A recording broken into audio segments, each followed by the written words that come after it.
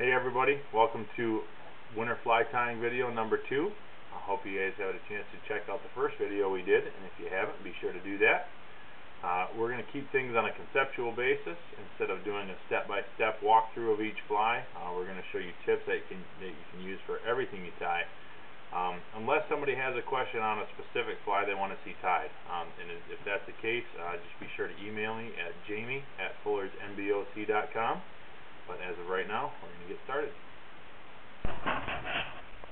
Here's a real quick tip that I didn't put in the last one, kind of focusing on keeping your area clean.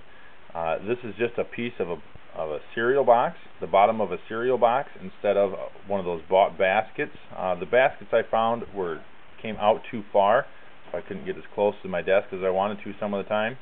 So all I did is just cut off the bottom of a cereal box and taped it to my desk. Be sure to put a piece of tape all the way across so stuff doesn't fall down in between your desk and your in the box. But that'll help keep your area clean, and it's a cheaper alternative. Something else I want to address as far as tools and vices is a vice with a quick release clamp, something that you just flip like this instead of like a knob that you turn or a screw to unscrew and tighten it. That saves a lot of time. Obviously, if you're just getting started, you don't have to run out and buy a vise like this that has a release system like that, but it does save a lot of time once you start tying more and more bugs. So if you're looking to advance yourself a little bit further, that'll help. I had mentioned in the first video about saving time by using tools as little as possible. Here's one little step that you can do at the beginning, at the end of the fly as well. Instead of just cutting your line once you've put your thread on the shank, just give it a little snap and it'll come right off that tag end, instead of wrapping that up, pulling the tag end and snipping it off. Just a little quick jerk will break that thread off. It works a lot for materials as well. I'm going to show you something with some moose body, some moose mane that'll do the same thing with tailing material, and over the course of a fly that'll save you some time. The next thing is, if you're going to start a fly and fill the whole shank with thread, you don't need to start at the very beginning, at the very head of the fly, unless that's where the first thing you're going to tie on is. Most of the time, a tail or a back body section goes on first, so you can start in the middle of a fly and work your thread to the back to start off. Again, breaking that thread off, saving you a little time. And once, if I get my tailing material, measure that out, put it on. I had mentioned also you can do this with moose mane, snapping things off. This is moose mane or moose body, and that just pulls off as well. Just a quick little snap. If you've got it tied down tight enough, we'll break that off. Okay, now I still have this exposed hook, so now I'm gonna work my thread forward doing that. But that just saves that redundant step of starting at the beginning, going all the way back, tying that tail on, and going back over the thread that you laid down for your base. Just that half shank of hook, you know, sometimes if you're using a really big streamer hook, that can help out and save you a lot of time. The next tip is going to be with some tailing material with moose body or moose mane. This will work with anything that you have to stack or keep even.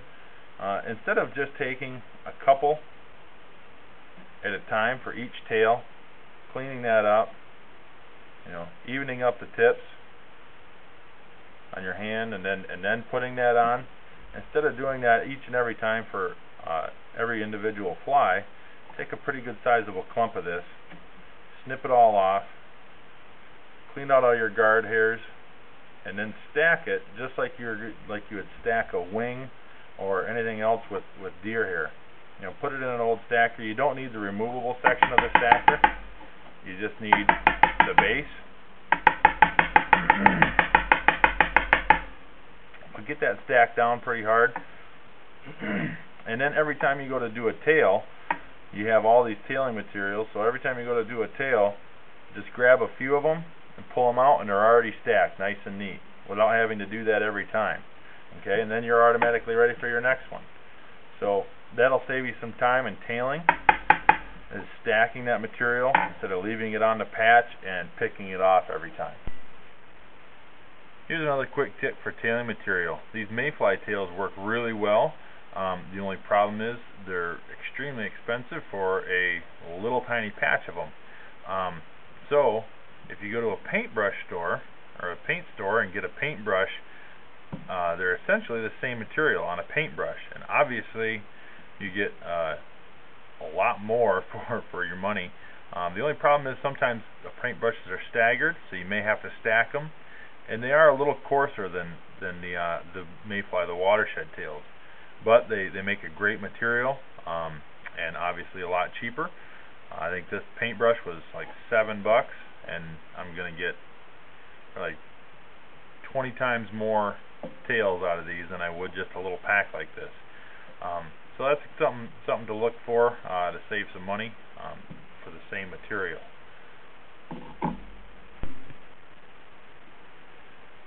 As I mentioned before, anytime you can cut a tool out of a step will add time or save time for each fly.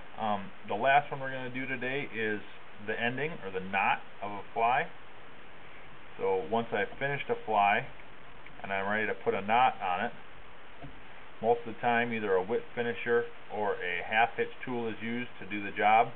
But if I can do the same thing with my fingers without having to pick up a tool, that'll just save that much more time. Again, I said in the first video I did that I don't like doing this with anything under a dot because it tends to snap the thread when you tighten it down, and I'll show you why in just a second. But how I start this is I take my two fingers and set it on top of the thread. Then I take the thread and bring it back to the hook shank.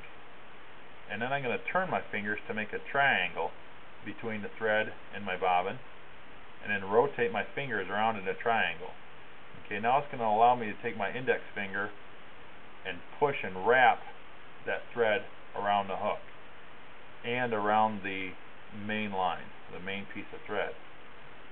4 or 5 wraps around it is sufficient, and then you're going to have this loop that you have to pull your bobbin away to tighten down.